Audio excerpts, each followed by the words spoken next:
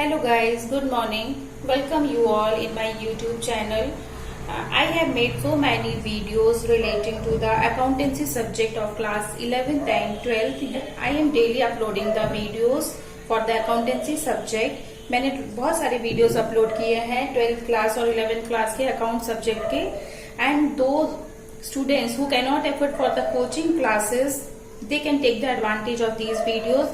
These videos will be helpful for you all. ये videos आपके लिए बहुत काम के हैं and I have tried to explain each and every topic of class 11th and 12th of the accountancy subject which is given in the book of Shivlal accountancy.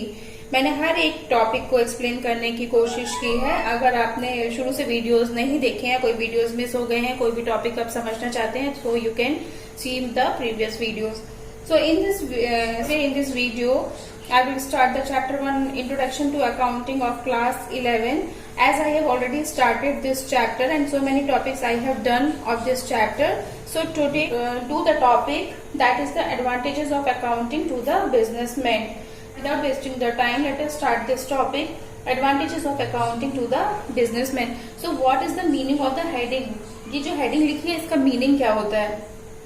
Means advantages of accounting to businessman. जो accounting book होती है उसका businessman को क्या फायदा होता है. जो अभी तक मैंने कितनी बार बताया कि अकाउंट्स ट्रांजेक्शंस को रिकॉर्ड करना है, सारे ट्रांजेक्शन को अकाउंटिंग बुक में रिकॉर्ड करना है, तो इसके फायदे क्या होते हैं बिजनेसमैन को, इसके एडवांटेजेस क्या है. So let's start. All the businessman record the transaction. ये तो हमें पता है जितने बिजनेसमैन होते हैं वो ट्रांजेक्शंस को रिकॉर्ड करते हैं and the limited company is have to legally maintain the accounting book and accounting is done by every businessman. जितने भी बिजनेस होते हैं सब अकाउंटिंग करते हैं, ठीक है. Whether it is a big business और it is a small business, every businessman has to keep his book of account in a proper way. सबको अकाउंटिंग करना पड़ती है, जितने भी बिजनेसमैन होते हैं उनको अकाउंटिंग करना पड़ती है in a proper way. In a proper way.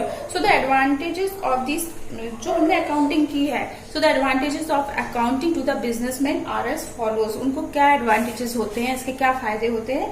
So these are the advantages written. I have written in the board the advantages, these points. So I will explain you all these points one by one. So let us start from the first point. Helpful in the tax determination. So for the every businessman has to pay the income tax and the sales tax. जितने भी businessmen होते हैं, specially जो बड़े business होते हैं, उनको tax तो पे करना पड़ेगा. अब वो टैक्स जो पे करते हैं, इनकम टैक्स पे करते हैं एंड सेल्स टैक्स पे करते हैं. So to pay the tax, for the payment of the accurate amount of tax, they have to maintain the book of accounting in a proper way. Means अगर जब वो properly उन्होंने accounting book को maintain किया है by following rules and principle, so that they can पे the accurate amount of the tax. जो सही टैक्स है उसको पे कर सकते हैं क्योंकि उनके पास रिकॉर्ड है कितना प्रॉफिट हो रहा है, कितना लॉस हो रहा है. जितना प्रॉफिट हो रहा है उसी के हिसाब से टैक्स पे करेंगे. तो ये कैसे मालूम होगा कितना प्रॉफिट हो रहा है, ये तो उनको रिकॉर्ड से देख के पता चलेगा. अब ये रिकॉर्ड कहाँ पे है, ये अकाउंटिंग बुक में है. जो उन्होंने अकाउंटिंग बुक में रिकॉर्ड किया है उसको देख के उनको पता लगेगा कि कितना टैक्स पे करना है. So the if they have properly maintain the book of account, so they can pay the accurate और correct amount of tax. Got it? Clear? Now the second is helpful in memorize. Helpful in memorize. So it is not possible for every businessman to keep all the transaction in his memory for a longer period of time. For example, अगर मैंने suppose मुझसे किसी ने 500 rupees उधार में लिए हैं तो उसको मैं कब तक याद रखूंगी. ज्यादा से ज्यादा 10 डेज, 15 डेज, 1 मंथ, 2 मंथ, इससे ज्यादा तो मैं याद नहीं रखूंगी, भूल जाऊंगी. इसके लिए हम क्या करेंगे, इसके लिए हम एक कॉपी में नोट करके रख लेंगे कि 500 रुपीज हमने किसी को दिए हैं, इस डेट पे दिए हैं. ओके. या फिर आपने देखा होगा अगर आप किसी से उधार में सामान लेने जाते हैं या फ्रिज लेने जाते हैं, कूलर लेने जाते हैं, तो आप जब आप इंस्टॉलमेंट में लेते हैं तो आप क्या करते हैं, जब आप जाएंगे तो जो आपको शॉपकीपर है, जो दुकानदार है, वो क्या करेगा, वो आपका नेम नोट करेगा, नेम, डेट और कितना पैसा जमा कर रहे हैं, नेक्स्ट वाली इंस्टॉलमेंट कब पे करेंगे, तो ये सब वो नोट कर लेगा. बड़े बिजनेस को छोड़ दो, छोटे बिजनेस में भी देखो, आप अगर ग्रोसरी लेने जाते हो, किराने का सामान लेने जाते हो, तो जो आप महीने में जो उधार लेते हो वो सबसे पहले नोट करता है ना, अकाउंटिंग बुक में नोट करता है, अपने उधार की बुक में नोट करता है. So now come to the point. It is not possible for every businessman to keep all the transactions in his memory for a longer period of a time. So for this, what he will do, he will record the transaction in the book of accounting, so that whenever needed he can have a quick information of every transaction. और किसी भी transaction की उसको जब भी जानकारी चाहिए है, so he can take the information of that transaction from the book of accounts. Okay? और उसको इन्फॉर्मेशन कब ले सकता है? When he has properly maintained the accounting book, only then he can take the quick information of any transaction whichever is needed. जिसकी जरूरत है, जो ट्रांजेक्शन उसको देखना है, वो अकाउंटिंग बुक को खोलेगा, उस ट्रांजेक्शन के बारे में देख सकता है. Clear? Third point is evidence in the court. So evidence in the court means if the book of account is properly maintained by following the rules and the principle, then it can be presented as an evidence in the court. जब business में है तो बहुत सारी problems होती हैं. Suppose for example if the businessman is declared insolvent, अगर हम दिवालिया घोषित हो गए, ठीक है, अगर बिजनेसमैन दिवालिया घोषित हो गया, so in that case he has to show that accounting book in the court. उसको ये जो बुक है उसको कोर्ट में दिखाना पड़ेगा, तभी तो कोर्ट विश्वास मानेगा. जैसे अगर मैं या फिर अगर हमारे पास कोई आके बोलेगा यार मैं दिवालिया घोषित हो गया, आप मान लोगे? नहीं. आप कैसे आप बिलीव करोगे? जब आप उसकी अकाउंटिंग रिकॉर्ड देखोगे वो तो पूरा लॉस में जा रहा है, तब आप बिलीव करोगे. Okay. In the same way if the businessman declared insolvent, insolvent declare हो गया मतलब उसके पास पैसा नहीं बचा है, बिजनेस टोटली डूब गया है, तो वो कोर्ट के पास हेल्प लेने के लिए जाएगा. जब वो कोर्ट के पास जाएगा तो कोर्ट ऐसे तो नहीं मानेगी. So he have to present that accounting book as an evidence in the court.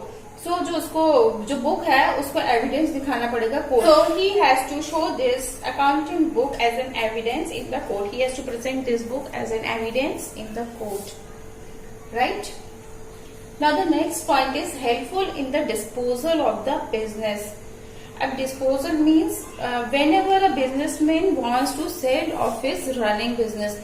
अगर बिजनेसमैन कभी अपनी बिजनेस को बेचना चाहता है फ्यूचर में, कभी वो अपनी रनिंग बिजनेस जो चलता हुआ बिजनेस है उसका जो बिजनेस चल रहा है उसको बेचना चाहता है, इन that case he will get the accurate amount of the assets and the liabilities only if he have maintain the accounting book properly. अगर उसने अकाउंटिंग बुक को प्रॉपरली मेंटेन किया है, if he has properly valued the assets and the liabilities. अब accounting book में क्या record होता है, हमने पहले भी बताया है, कितने एसेट्स हैं बिजनेस में रिकॉर्ड होते हैं, कितने लायबिलिटीज हैं ये भी रिकॉर्ड होते हैं. एसेट्स मतलब कितना प्रॉपर्टी है बिजनेस के पास कितना एसेट्स है खुद का, और लायबिलिटीज मतलब कितने कर्जे हैं जो दूसरे को पे करना है बिजनेस को. ये सब अगर प्रॉपरली रिकॉर्ड है, only in that condition he will get the accurate amount of the business. उसी कंडीशन में उसको करेक्ट अमाउंट मिलेगा. Okay. Thus he can determine the net purchase consideration accurately. ये समझ में आया? अगर बिजनेसमैन को फ्यूचर में अपना चलता हुआ बिजनेस को बेचना है, so he will get the correct amount of each assets and the liabilities only if he have maintained the accounting book properly. अब आप सोच रहे हो कि उसमें बुक मेंटेन करने से इससे क्या लेना देना है? इससे है, क्योंकि जब हमने अकाउंटिंग बुक में है उसमें हमने पूरे एसेट्स को रिकॉर्ड किया है, उसमें हमने लायबिलिटीज को रिकॉर्ड किया है. अगर हमने 50,000 की तो मशीन ली थी, अगर वो 50,000 उसमें रिकॉर्ड है, तभी तो अगर जब आप बेचोगे तो अब तो उसका अमाउंट मांगोगे ना. 50,000 तो हमारी मशीन है, 10,000 1 लाख का तो हमारा ये जगह है, तो ये सब हिसाब लगाएंगे ना, तभी तो आपको एक्यूरेट अमाउंट मिलेगा. कि एक काम करो यार ये बिजनेस है, आप 50 दे दो, चलो हो गया. ऐसा तो नहीं होता ना. So the businessman will get the correct amount only if he have maintained the accounting book properly. Right? Now come to the next point, recovery of the loans. So accounting is also helpful in the recovering of the loans and advances from the debtors. Debtors means debtor is a person who has taken the goods on the credit. और जो debtors वो होते हैं जिन्होंने goods लिया है credit में, उधार में गुड्स खरीदा है. So for the recovery of the loan और for the recovery of the payment, हमको किसी से पेमेंट लेना है, बिजनेसमैन को किसी से लोन वापस लेना है या बिजनेसमैन को किसी से पैसे वापस लेना है. So in that case if the accounting book is properly maintained, then these book can be helpful. These accounting book can be helpful for the recovery of the loans, or these accounting books can be presented in the court as an evidence for the recovery of the loan. अगर हमने किसी से loan लिया है तो उसमें अगर हम लोन वापस नहीं करेंगे तो जो अकाउंटिंग बुक मेंटेन की है उसको हम कोर्ट में दिखा सकते हैं कि आपने इतना लोन लिया था. So these accounting books are helpful in the recovery of the loan और the advances from its debtors. जो डेप्टर्स जिनको हमने पैसे उधार में दिए थे, जिनको हमने गुड्स उधार में दिया था, उनसे हमको वापस लेने में ये अकाउंटिंग बुक हेल्पफुल होती है। ठीक है, बिजनेसमैन को ये अकाउंटिंग बुक हेल्पफुल होती है। Now come to the next point, knowledge of profit and loss. So if the books of accounts are properly maintained in the business, then it will be easy for a businessman to determine whether there is a profit or loss in the business. अगर accounting book properly maintained है तो business में profit हो रहा है या loss हो रहा है, ये easily हम बता सकते हैं। And if there is a loss, then how these losses can be controlled or minimized. अगर loss हो रहा है suppose business में, तो ये loss को हम कैसे कम कर सकते हैं, ये loss को कैसे reduce कर सकते हैं, कैसे control कर सकते हैं। तो so the knowledge of profit and loss can be known if the accounting books are properly maintained. Clear? Next is the helpful in the settlement of disputes.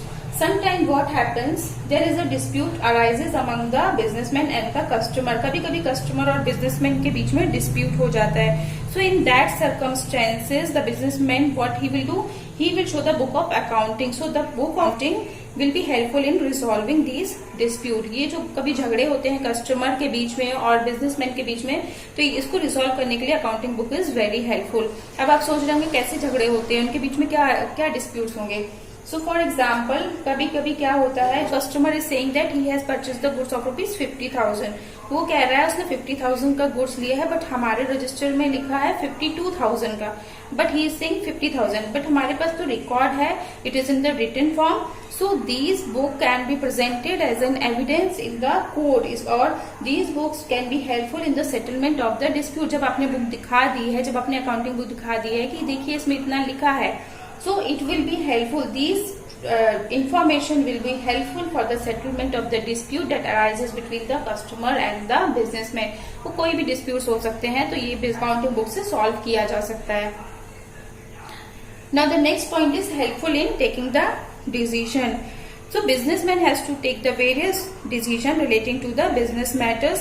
बहुत सारे डिसीजन ऐसे होते हैं जो बिजनेसमैन को लेना पड़ता है फ्यूचर के लिए, कि आगे हम इस गुड्स में ज्यादा पैसे लगाएंगे या फिर हम यहाँ पे ज्यादा इन्वेस्ट करेंगे। So he has to take the various decision relating to the business. So if the book of the accounts are maintained, then it will be easy for a businessman to take the decision correctly because all the informations are readily available to him. पूरी information है उसके पास business की, तो वो क्या कर सकता है, फ्यूचर के जो डिसीजन है बिजनेस से रिलेटेड, वो डिसीजन जो है करेक्टली ले सकता है क्योंकि उसके पास सारी इंफॉर्मेशन है बिजनेस की, तो उसके अकॉर्डिंग वो फ्यूचर के बिजनेस प्लान्स कर सकता है. Got it? Now the last point is helpful in comparative analysis. Now, if the books are maintained, then it will be easy for the businessman to compare the result of the previous year with the result of the current year, and the conclusion can be drawn. मतलब जो last year का जो result था, मतलब last year हमने जो financial statement बनाया था और जो हमने इस साल स्टेटमेंट बनाया है, दोनों को कंपेयर कर सकते हैं और इससे कंक्लूजन निकाल सकते हैं. कैसा conclusion? If the expenses are increasing, अगर सपोज खर्चे इस साल ज्यादा बढ़े हैं, so it can be traced out whether the expenses are increasing और डिक्रीजिंग. हमने 2 साल का रिजल्ट रखा, पिछले साल का और इस साल का, दोनों को कंपेयर करके देखेंगे कि एक्सपेंसेस जो है कम हुए हैं या ज्यादा हुए हैं, इंक्रीज हो रहे हैं या डिक्रीज हो रहे हैं. If the expenses are increasing, अगर खर्चे बढ़ रहे हैं, then it can be determined that on which item the expenses is increasing. कौन से आइटम में जो एक्सपेंसेस हैं वो बढ़ रहे हैं, ये ट्रेस कर सकते हैं. सो बाय मेकिंग द कंपैरिजन, अगर हम जब कंपेयर करेंगे तो इससे क्या होगा, इससे ये भी पता चलेगा whether the sales are increasing और नॉट. पिछले साल सेल्स ज्यादा हुई थी कि इस साल सेल्स ज्यादा हुई है. Okay, businessman can come to know about the drawbacks of the business and he can take the necessary step to rectify them. और उसको कैसे रेक्टिफाई करना है, क्या कमी है उसके बिजनेस में, he can rectify them if he has maintained the accounting book properly.